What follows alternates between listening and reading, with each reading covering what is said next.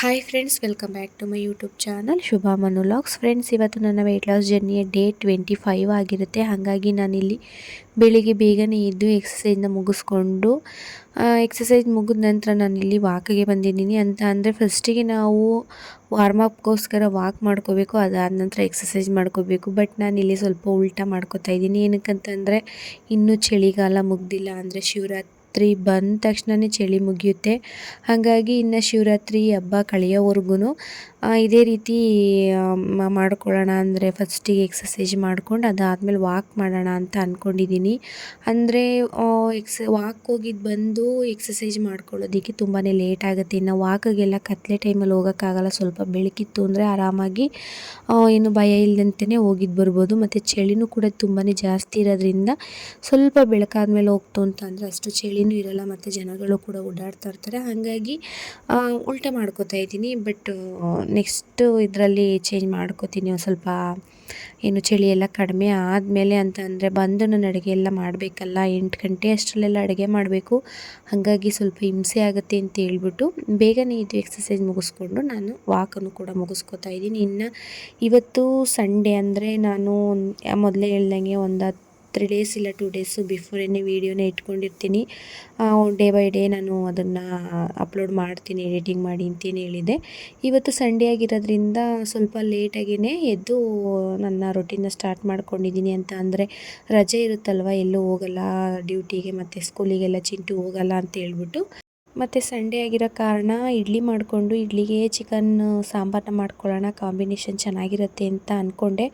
But ನಮ್ಮ ಅತ್ತೆ ಎಲ್ಲ ಹೊರಗೆ ಹೋಗಬೇಕಿತ್ತು, ಯಾರೋ ರಿಲೇಟಿವ್ಗೆ ಹುಷಾರಿಲ್ಲ ನೋಡೋದಕ್ಕೆ ಹೋಗಬೇಕಿತ್ತು ಅಂತೇಳಿ ಹೊರಟಿದ್ರು. ಹಾಗಾಗಿ ಚಿಕನ್ ಸಾಂಬಾರು ಮಾಡೋದು ಲೇಟ್ ಆಗಿಬಿಡುತ್ತೆ, ಚಟ್ನಿನೇ ಮಾಡಿಬಿಡು ಅಂತ ಅಂದರು. ಅದಕ್ಕೆ ಚಟ್ನಿನೇ ಮಾಡಿಕೊಂಡೆ. ಇನ್ನು ನಾನು ಮನೆಯೆಲ್ಲ ಕ್ಲೀನ್ ಮಾಡಿದೆ. ಅವರು ಕೂಡ ಸ್ನಾನ ಮಾಡಿ ದೇವರಿಗೆ ದೀಪನ ಹಚ್ಚಿ ಪೂಜೆ ಮುಗಿಸಿ ಅವರು ತಿಂಡಿ ತಿಂದ್ಕೊಂಡು ಹೊರಟರು. ನಾನು ಕೂಡ ಸ್ನಾನ ಎಲ್ಲ ಮುಗಿಸಿ ಇನ್ನು ನಾನು ಕೂಡ ಪೂಜೆ ಮಾಡೋಣ ಅಂತ ಹೇಳ್ಬಿಟ್ಟು ಏನು ಮೆಂತ್ಯ ಮತ್ತು ಫ್ಲಾಕ್ಸ್ ಸೀಡ್ಸ್ ನೀರನ್ನ ನೆನೆಸಿಟ್ಟಿರ್ತಿದ್ದೆ, ಅದನ್ನು ಕುಡಿತಾ ಇದ್ದೀನಿ. ಮತ್ತು ಫ್ರೆಂಡ್ಸ್, ಇನ್ನು ನಾವು ನಮ್ಮ ಡಯಟ್ ಬಗ್ಗೆ ಮಾತಾಡೋಣ. ಅಂದರೆ ಡೈಲಿ ಯಾವುದಾದ್ರೂ ಒಂದು ವಿಚಾರವಾಗಿ ನಾನು ನಿಮ್ಮ ಜೊತೆ ಶೇರ್ ಮಾಡ್ಕೋತೀನಿ ನನಗೆ ತಿಳಿದ ಮಟ್ಟಿಗೆ. ಇನ್ನು ನಾನಿಲ್ಲಿ ಹೇಳ್ತಕ್ಕಂಥ ವಿಚಾರ ಏನಂತ ಅಂದರೆ, ಯಾರೆಲ್ಲ ಡಯೆಟ್ನ ಮಾಡ್ತಾಯಿದ್ದೀರಾ, ನೀಟಾಗಿ ಆರಾಮಾಗಿ ಒಂದು ಸಮತೋಲಿತ ಆಹಾರನ ಸೇವಿಸ್ಕೊಂಡು, ಅಂದರೆ ಬ್ಯಾಲೆನ್ಸ್ಡ್ ಫುಡ್ನ ತಗೊಂಡು ನೀವು ಒಂದು ಡಯೆಟ್ನ ಮಾಡ್ಕೋಬೇಕಾಗತ್ತೆ. ನಾನು ಪ್ರತಿನಿತ್ಯ ನನ್ನ ವೀಡಿಯೋದಲ್ಲಿ ಈ ವಿಚಾರವಾಗಿ ಹೇಳ್ತಾನೆ ಇರ್ತೀನಿ, ಬ್ಯಾಲೆನ್ಸ್ಡ್ ಡಯೆಟ್ನ ಮೇಂಟೈನ್ ಮಾಡಿ ಅಂತ. ಹಾಗಾಗಿ ಏನಕ್ಕೆ ನಾನು ಹೇಳ್ತೀನಿ ಅಂತ ಅಂದರೆ, ನೀವು ಎಲ್ಲ ರೀತಿಯ ಪ್ರೋಟೀನು, ಕಾರ್ಬ್ಸು ಮತ್ತು ಗುಡ್ ಫ್ಯಾಟ್ ಇರ್ತಕ್ಕಂಥ ಎಲ್ಲ ರೀತಿಯ ಆಹಾರ ಪದಾರ್ಥನ ಸೇವಿಸಿದಾಗೆ ಮಾತ್ರ ನಿಮಗೆ ವೆಯ್ಟ್ ಲಾಸ್ ಅನ್ನೋದು ಆಗೋದು.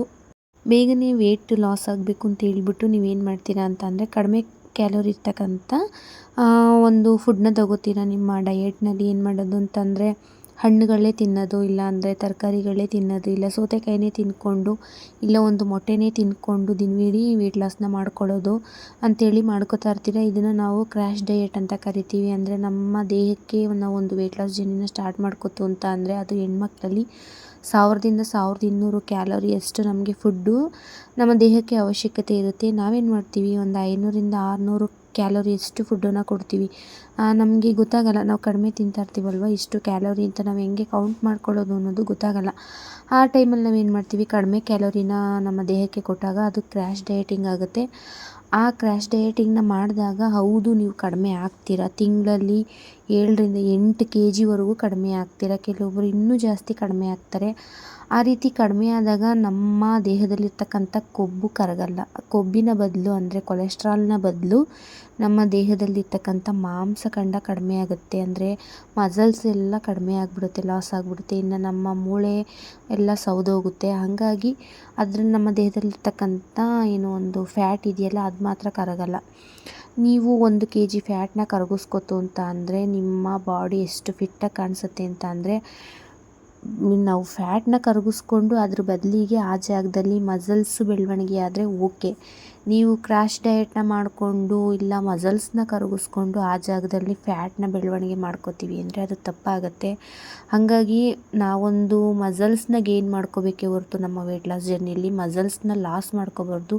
ಮತ್ತು ಮೂಳೆನೂ ಅಷ್ಟೇ, ನಾವು ಅದನ್ನು ಇಂಪ್ರೂವ್ಮೆಂಟ್ ಮಾಡ್ಕೋಬೇಕೇ ಹೊರತು ಮೂಳೆದ ಶಕ್ತಿನ ಮತ್ತು ಅದರ ಬೆಳವಣಿಗೆಯಿಂದನೂ ಇಂಪ್ರೂವ್ಮೆಂಟ್ ಮಾಡ್ಕೋಬೇಕೇ ಹೊರತು ಅದನ್ನು ನಾವು ಸವಸ್ಕೊಳ್ಬಾರ್ದು. ಹಾಗಾಗಿ ನಾವು ಏನು ಒಂದು ನಮ್ಮ ಡಯೆಟ್ನಲ್ಲಿ ಬ್ಯಾಲೆನ್ಸ್ಡ್ ಫುಡ್ನ ಮೇಂಟೈನ್ ಮಾಡಲೇಬೇಕು. ಎಲ್ಲ ರೀತಿಯ ಪ್ರೋಟೀನು, ವಿಟಮಿನ್ನು, ಫೈಬರು ಎಲ್ಲನೂ ಸಿಗಬೇಕು. ಆ ರೀತಿ ನಾವು ಬ್ಯಾಲೆನ್ಸ್ ಮಾಡ್ಕೋಬೇಕು. ಹಾಗಾಗಿ ನೀವು ನೋಡ್ಬೋದು 1 kg ಇಲ್ಲಾಂದರೆ ಒಂದು 2 kg ಫ್ಯಾಟ್ನ ಕಡಿಮೆ ಮಾಡ್ಕೋತು ಅಂತ ಅಂದರೆ ನಮ್ಮ ದೇಹ ಎಷ್ಟು ಫಿಟ್ಟಾಗಿ ಕಾಣಿಸುತ್ತೆ. ನೀವು ಅಬ್ಸರ್ವ್ ಮಾಡ್ತಾ ಇರ್ಬೋದು, ನನಗೆ ಕೆಲವೊಂದು ಕಮೆಂಟ್ಸು ಕೂಡ ಬರ್ತಾಯಿದೆ, ನಿಮ್ಮದು ಹೊಟ್ಟೆ ಭಾಗ ಮತ್ತು ಸೊಂಟದ ಭಾಗ ಎಲ್ಲ ಮೊದಲು ಯಾವಾಗ ಡಯೆಟ್ನ ಸ್ಟಾರ್ಟ್ ಮಾಡಿದ್ರಿ, ಅದಕ್ಕಿಂತ ಇವಾಗ ಸ್ವಲ್ಪ ಕಡಿಮೆ ಆಗಿದೆ ಅಂತ ಹೇಳ್ತಾರೆ. ಅಂದರೆ ಇಂಚಸ್ಸು ಲಾಸ್ ಆಗ್ತಾ ಬರ್ತಿದೆ. ನನ್ನ ದೇಹದ ಸುತ್ತಳತೆ ಕ್ರಮೇಣವಾಗಿ ಕಡಿಮೆ ಆಗ್ತಾ ಬರ್ತಿದೆ. ನನಗೆ ಕೆಲವೊಂದು ಯಾವುದು ಡ್ರೆಸ್ಗಳಾಗ್ತಿಲ್ಲ, ಅದೆಲ್ಲ ಇವಾಗ ಫಿಟ್ ಆಗ್ತಾ ಬರ್ತಿದೆ. ಹಾಗೆಯೇ ನಾವು ಫ್ಯಾಟ್ನ ಲಾಸ್ ಮಾಡ್ಕೋಬೇಕೇ ಹೊರತು, ಅಂದರೆ ಕೊಬ್ಬನ್ನು ಲಾಸ್ ಮಾಡ್ಕೋಬೇಕೇ ಹೊರತು ಮಸಲ್ಸ್ನ ಲಾಸ್ ಮಾಡ್ಕೊಳ್ಳೋಕೆ ಹೋಗಬಾರ್ದು. ನೀವು ನೋಡ್ತಾ ಇರ್ಬೋದು, ಕೆಲವೊಂದು ಪಿಕ್ಚರ್ಗಳನ್ನ ನಾನು ಹಾಕ್ತಾಯಿದ್ದೀನಿ. ನಮ್ಮ ದೇಹನ ಒಂದು ಕೊಬ್ಬು ಅನ್ನೋದು, ಒಂದು ಫ್ಯಾಟ್ ಅನ್ನೋದು ಎಷ್ಟು ಆವರಿಸ್ಕೊಂಡಿದೆ. ಅದೇ 1 kg ಇಲ್ಲಾಂದರೆ ಒಂದು 2 kg ಕೊಬ್ಬನ್ನು ತೂಕ ಹಾಕಿದ್ರೆ ಅದ್ರ ಸರಿಸಮವಾಗಿ ನಾವೇನು ಮಸಲ್ಸ್ನ ಇಡ್ತು ಅಂತ ಅಂದರೆ ನಮ್ಮ ಮಾಂಸಖಂಡನ ಅದೆಷ್ಟು ಅಗಲ ಕಾಣಿಸುತ್ತೆ, ಇದೆಷ್ಟು ಅಗಲ ಕಾಣಿಸುತ್ತೆ. ನೀವು ಒಬ್ಸರ್ವ್ ಮಾಡಿ, ಅದು ತೆಳುವಾಗಿ ಹರಡ್ಕೊಬಿಡುತ್ತೆ ನಮ್ಮ ದೇಹದಲ್ಲಿ ಏನೋ ಒಂದು ಫ್ಯಾಟ್ ಅನ್ನೋದು.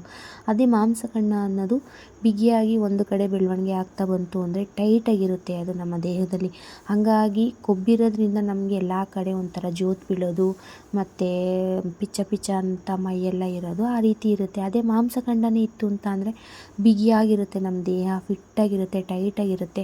ಅದಕ್ಕೋಸ್ಕರ ನಾನು ಹೇಳೋದು. ಅಂದರೆ ನಾವು ಹೇಳ್ಬೇಕಾದ್ರೆ ವೆಯ್ಟ್ ಲಾಸ್ ಅಂತಲೇ ಹೇಳೋದು, ಬಟ್ ಎಲ್ಲರೂ ವೆಯ್ಟ್ ಲಾಸ್ ಅಂತಲೇ ಅಲ್ವಾ ಸರ್ಚ್ ಮಾಡೋದು. ಹಾಗಾಗಿ ನಾವು ಲೈನೆಲ್ಲ ವೆಯ್ಟ್ ಲಾಸ್ ಅಂತಲೇ ಹಾಕಬೇಕು. ಬಟ್ ನಾವೇನು ಮಾಡಬೇಕು ಅಂತ ಅಂದರೆ ಫ್ಯಾಟ್ ಲಾಸ್ನ ಮಾಡ್ಕೋಬೇಕು. ಮೇಯ್ನಾಗಿ ನಾನೇನು ಒಂದು ಡಯಟ್ ಪ್ಲಾನಿಂಗ್ನ ಮಾಡ್ಕೊಬರ್ತಾಯಿದ್ದೀನಿ, ಅದನ್ನು ನೀವು ಕೂಡ ಫಾಲೋ ಅಪ್ ಮಾಡ್ಕೊಬಂತು ಅಂತ ಅಂದರೆ ಆರಾಮಾಗಿ ನೀವು ಕೂಡ ಒಂದು ಫ್ಯಾಟ್ ಲಾಸ್ನ ಮಾಡ್ಕೋತೀರಾ. ಫ್ಯಾಟ್ ಲಾಸ್ ಮಾಡ್ಕೋತು ಅಂತ ಅಂದರೆ ನೀವು ಕೂಡ ಸಣ್ಣ ಆಗಿ ಕಾಣಿಸ್ತೀರ. ಮತ್ತು ನಿಮ್ಮ ಬಾಡಿ ಸುತ್ತಳತೆ, ಅಂದರೆ ನಿಮ್ಮ ದೇಹದ ಸುತ್ತಳತೆ, ಅಂದರೆ ಇಂಚಸ್ ಏನಂತ ಹೇಳ್ತೀವಿ, ಅದು ಕಡಿಮೆ ಆಗ್ತಾ ಬರುತ್ತೆ. ಅದು ಇಂಚಸ್ ಬಗ್ಗೆ ನಾನು ಹೇಳಬೇಕು ಅಂತ ಅಂದ್ಕೊಂಡಿದ್ದೀನಿ. ನೆಕ್ಸ್ಟು ವೀಡಿಯೋಗಳಲ್ಲಿ ನಾನು ಇಂಚಸ್ನ ಯಾವ ರೀತಿ ಲಾಸ್ ಮಾಡ್ಕೋಬೇಕು, ಅದನ್ನು ಯಾವ್ಯಾವ ರೀತಿ ನಾವು ನಮ್ಮ ದೇಹದಲ್ಲಿ ನಾವು ಎಲ್ಲೆಲ್ಲಿ ಅಳತೆ ಮಾಡ್ಕೋಬೇಕು, ಅದನ್ನೆಲ್ಲ ನಾನು ಒಂದು ವೀಡಿಯೋ ಮುಖಾಂತರ ತಿಳಿಸ್ತೀನಿ.